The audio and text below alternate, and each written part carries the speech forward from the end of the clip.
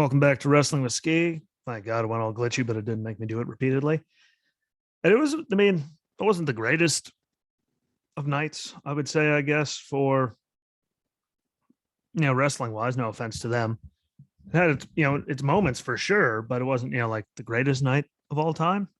Um, People proved they could talk. There was some weird stuff. People made some comebacks. There's, it wasn't bad, but I still say Raw beat them for the week, probably just because of match quality that was there. Again, I'm still on the Gable match. That was really good. Like there was good stuff. Becky and Bianca, they still delivered. KO, it's always good. Him and Big E. So it delivered, but it wasn't a bad night. Started out with Mandy out in the ring cutting a promo. And cuts to the locker room with JC and Gigi attacking Zoe. She's holding her knee. And then Io, of course, comes out and says, I don't like her, but I like you less. And he gets a cheap shot in. And Io does start, like mounting a comeback. Well, the rest of Toxic Attraction comes out and pulls her off. I believe she was on top of JC. Getting her some of that before the numbers were just too much. I don't know how that's going to go, depending on how they play the Zoe thing when it comes to the tag team titles, anywhere down the road. But Casey Catanzaro and Caden Cameron made, their return and came down and made, evened up the odds against Toxic Attraction. So, which set up a, 6-woman tag match for next week, which, I'm always excited to see what, Io can do. And again, I just want to see, Mandy keep getting better. Really, she's got the strap. So improvement is really what I'm going for here. I mean, it shouldn't surprise anyone. Like you just want her to get better. Again with Casey and Caden. Now if they're back, what are they gonna do for the women's tag, championships? Is they're thrown right into a 6-woman tag with them. That does open the door for them to, possibly be the next in line if they win the match. So, do a good thing. And then again, Imperium's doing their thing later on and enter Gigi and JC. Yeah. Gigi telling him, that the Rose that they should pay attention to the 6-woman tag match next week. And even Imperium says that America has its benefits as they were walking around. So, good on them. It's a good, little thing there to have all together. Imperium, again, cutting in different languages, but they can still do their thing. It keeps everyone vested, keeps some people vested in that. I mean, Mandy, well, isn't my favorite, person on the planet talking in the wrestling world. You can kind of feel it. Like there's some good stuff, and I don't know. Again, it's better than anyone with a stupid accent or anything like that to me, just because at least it's not a stupid accent. So we'll see where it goes from there. Maybe I think her and Io could be really good down the line, just because Io's style is so different from Raquel and Mandy's. So bring a different dynamic to it.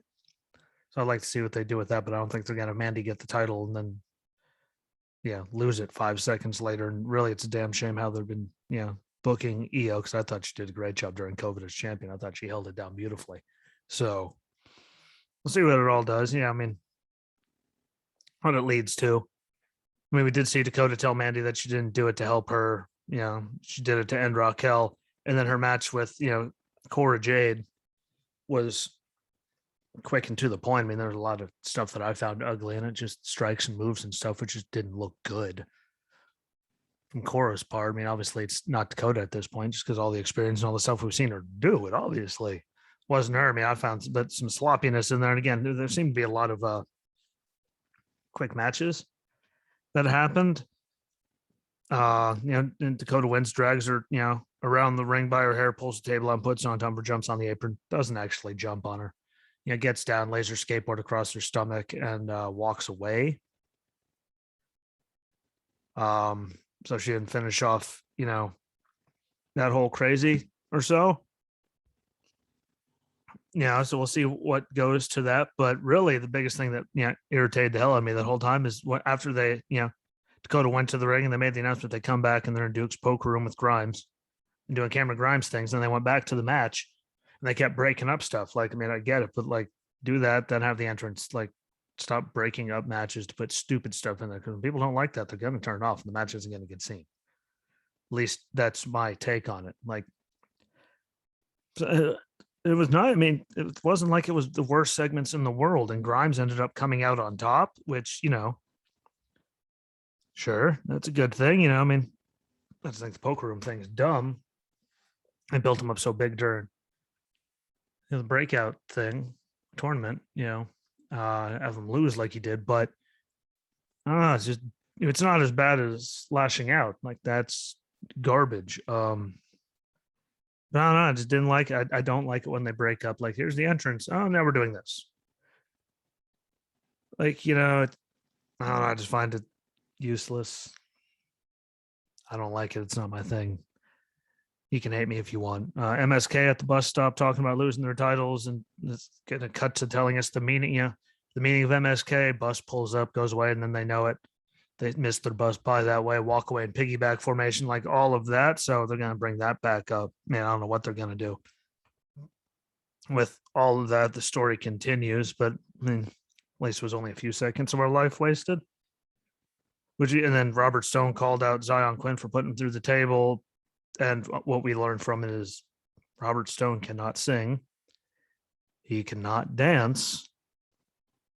But after hearing Zion, accept his challenge and, sing HBK's, theme song and dancing around it, he can sing, dance, and knock Robert Stone's head off, which, after, again, it was so quick. Like, they did that, Stone slaps him,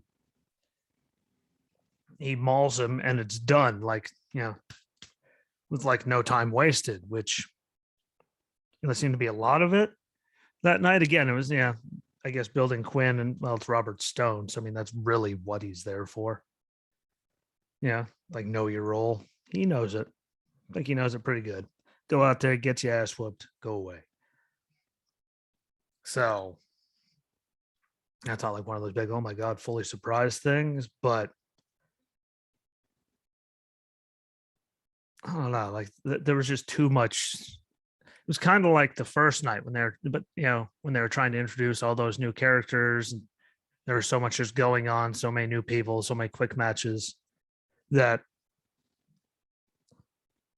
it felt like we were back to that. Really, I mean, there was a lot of really, really quick matches and segments in the show. Some of them weren't necessarily short because they had to be, but so many matches lasted like 12 seconds. I mean, obviously it wasn't 12 seconds, but it might as well have been. Like, it was that quick. So, it's just something that's not a big favorite of mine. But it's the way it's going. So there's nothing you can do about it, I suppose. I just wish they would stop doing it because it makes my brain hurt. Legado del Fantasma gets it win over Von Wagner and Kyle O'Reilly after distraction. What's her name? Say, I don't even care. Yeah. It was a better match. Like, it was better than the one before.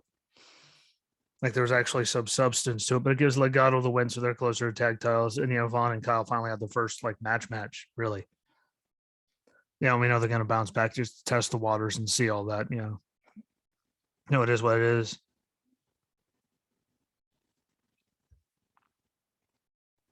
Hopefully they get them something. I still don't see how they didn't get called up during all that, Legado. But if they get another run with something, that'd be good. If they keep working until that time, that's good because they really can work. I mean, all of them. Man, I'm not so fond on Elektra Lopez's in-ring stuff, but three guys in Legado, like that was Legado for forever. Like, I like their work. They can work. So I'm sure it's just a matter of, time maybe, but as they want to get monsters and stuff, I don't know.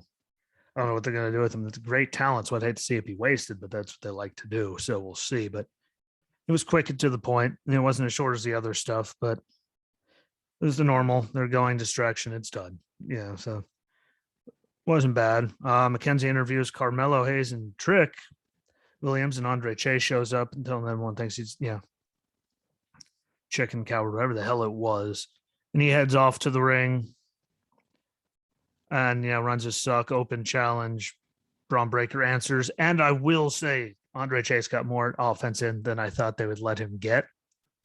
I figured it was gonna be like, you gotta pick him up and just drop him and be done with it. So I mean, at least they let him get some offense in. I did not see that one coming. Once I saw Breaker answer the open challenge, and I didn't. And Breaker, I mean, even admitted that Ciampa laid a bunch of traps. He fell right into him, and then Ciampa is still the man in NXT, but he's not done with him, and he will die. Trying to to get that title off of him.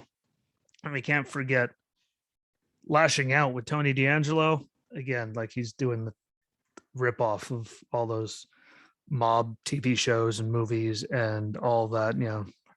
There's a producer suddenly showing up hurt and saying hello to all of his family at Tony's order, and then he leaves and Tony leaves, and it was just a bad segment. Like, I didn't like it. If you liked it, please correct me where I'm wrong. Like it didn't. I didn't like it. I get what they're trying to do, but like if I want to see people doing that, I'll just watch The Sopranos. I have every season sitting right through that door right there that you can't see. They're all right there waiting to be seen. I don't need to see a cheap ripoff, no matter how good he's doing it, of all of that. Sorry. It's not my thing. And lashing out, like, it hurts my head all the time. So it was just a bad combination. But I do want to see where it goes with Tony D'Angelo, because he called out Dexter Lumis, Johnny Gargano, Pete Dunne, and Tommaso Ciampa himself by name. So I'm guessing now they did that. I mean, Lumis and Gargano are doing stuff with Trick and them, like doing tag stuff. Ciampa, obviously, doing the championship stuff. So maybe that means, Pete Dunne comes and knocks his name out of his mouth, which would be a real test to see what he's got against Dunne. So we'll see where they go with it. Again, I just don't like lashing out. Beth mentioned the word hospital, and then she had to keep talking. It looked like someone got into her ear for mentioning the word hospital and not saying local medical facility like they're supposed to, because she stuttered in between it and stopped. So I guarantee someone was in her ear, on her about that. So quick little, dumb thing. Then Solo Sakai debuts and just rolls Jeet Rama, and shocker, another member of their family that has a splash. Like, who did not see that coming? A member of that family does a splash.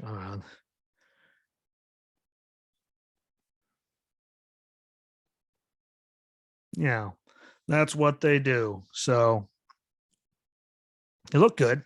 It was just so fast. The strikes were good. Like, all that he has, a splash. And I'm like, oh, look, no one in the family has ever had one of those before. You catch my drift. Boa defeated Grayson Waller after LA Knight distraction. And again, that was another really quick match. Seemed like they just rushed through a bunch of stuff to try to get it all in there. And again, if things are going that bad, just scrap it. Carry it on to next week. There was 3 or 4 just really rushed terrible things. And against them, I mean, they did what they had to do with the amount of time they had. But I mean, there was just so much shortness. Like, just have good matches, tell good stories. Don't fill a million things in there, especially on NXT.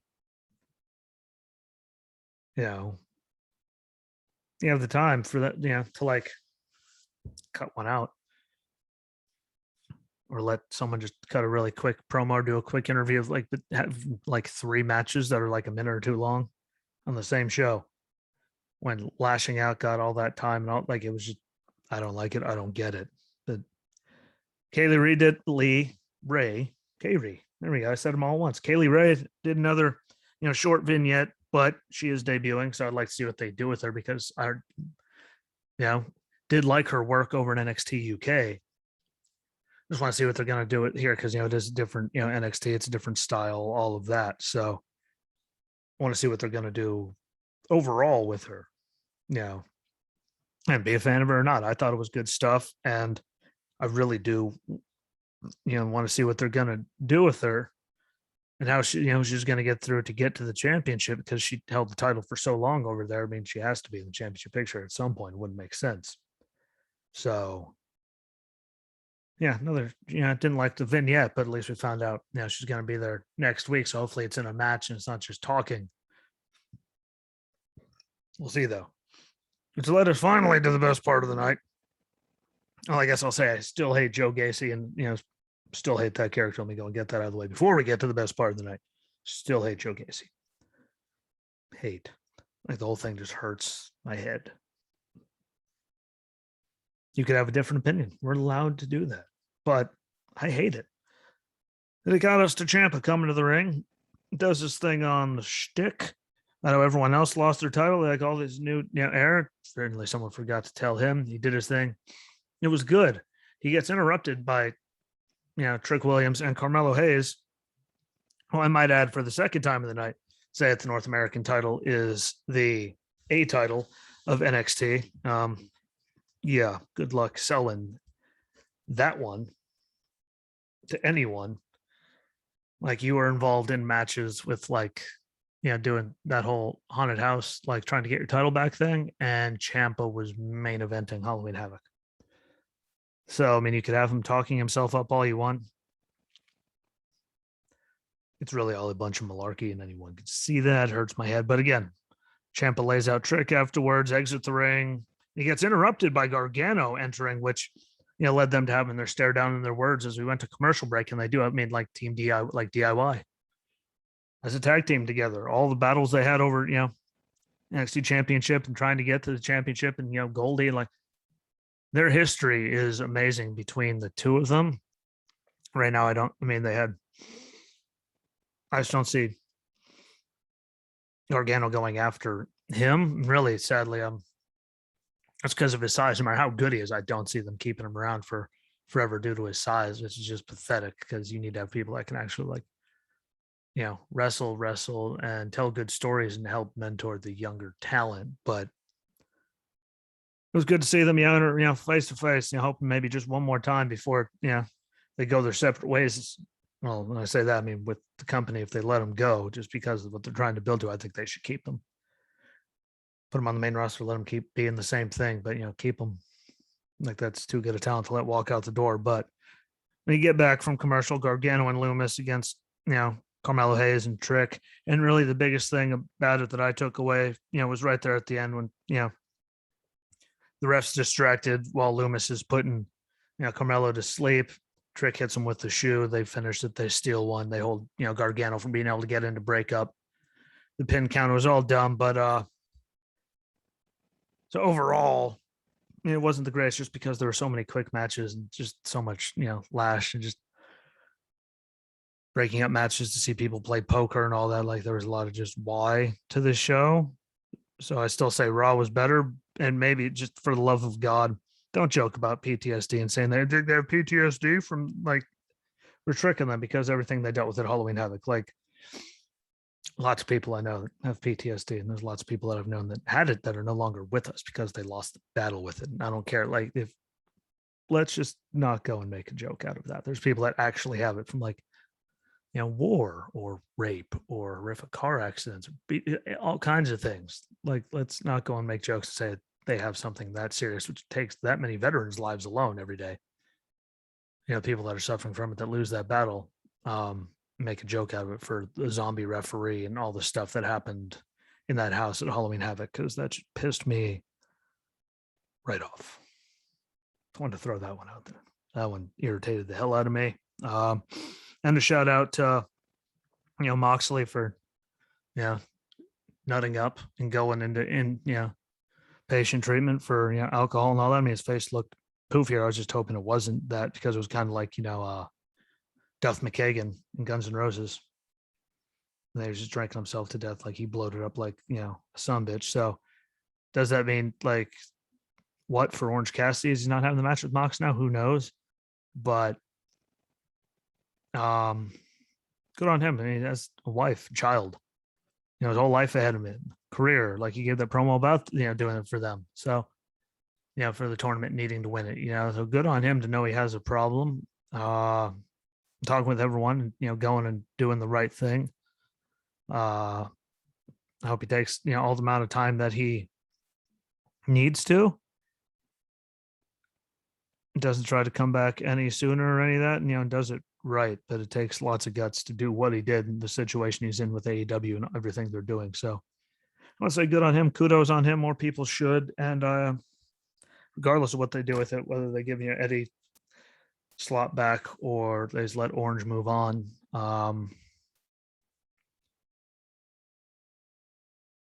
Let Eddie fight Orange, or whatever. Let someone do it. They just let Orange move on, whatever. But good on him for going and doing it. Regardless how big of a position you're in, if you need help, you need help. Especially when you got a wife and kid. It's young kid. So that was a big one, but good for him. Good for Tony Khan letting him do it. Yeah, regardless of what he was in, and all that. Like, takes great humanity and humility to make you have a problem going doing that, and people letting you do it regardless of what everything the situation is. So hopefully he comes out for the better, and I just hope he doesn't rush it. And like ever, the best wishes to him. I know I'll never hear this, but best wishes to him because it's not a good situation. Good for him for asking for help. But all that being said, I'm gonna jump off here. We're gonna see what they do with that match with Orange Cassidy tonight. Because of all this, but that's the least of the things. I want to see what they're gonna do with the rest of it. We don't know what they're gonna do with the whole show. I hope they improve like from NXT, because again, it just felt really rushed to me. Hurt my brain.